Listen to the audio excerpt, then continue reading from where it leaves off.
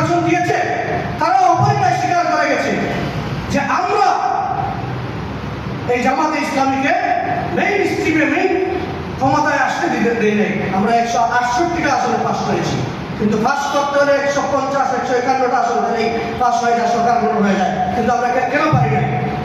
এই যে বললাম, আমরা হীনমন্যতায় ভুগছি। আমরা যেই কাজ করছি সেটা যদি সঠিক হয়ে থাকে, সুপরামর্শের মাধ্যমে এটাই সমুন্নত করার জন্য সর্বশক্তি দিয়ে আমাকে মনে করতে হবে। ইনশাআল্লাহ আপনারা সবাই রাজি? ইনশাআল্লাহ। সুপ্রিয় উপস্থিতি, আমি অনেক কথাই বলে বললাম সামান্য সময়ের মধ্যে, কিন্তু অনেক ভিতরে অনেক কথা আছে, সুস্পষ্টভাবে আপনাদের সামনে তুলে ধরতে পারছি না।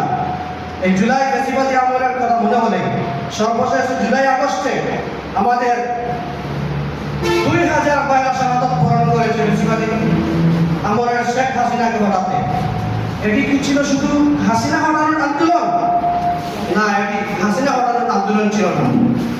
এটি ছিল ভারতীয় সংস্কৃতি, ভারতীয় হস্তগত ক্ষমতার যে একটা আমাদেরকে আজকে ধরার মতো উপরে উঠে গ্রাস করে বেড়েছিল ভারতীয় আগ্রাসন। সেই ভারতীয় আগ্রাসনের পতনের একটি আন্দোলন, ঠিক কিনা?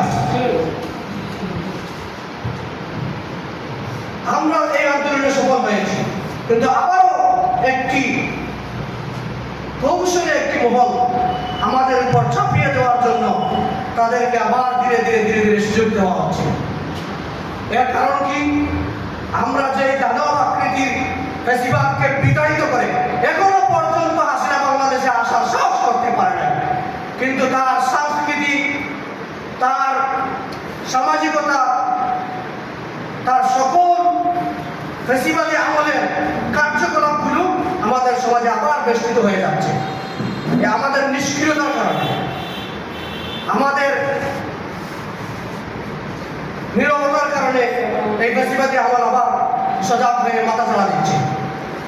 আমাদের 2000 শাহাদাত করেছেন ভাইয়েরা, বোনেরা, যারা শাহাদাত করেছে তাদেরকে আল্লাহ তাআলা যেন জান্নাতুল ফিরদাউস দান করেন এবং শাহাদাতের সর্বোচ্চ মাকাম দান করেন। আমরা সবাই দোয়া করি এই অনুষ্ঠান থেকে।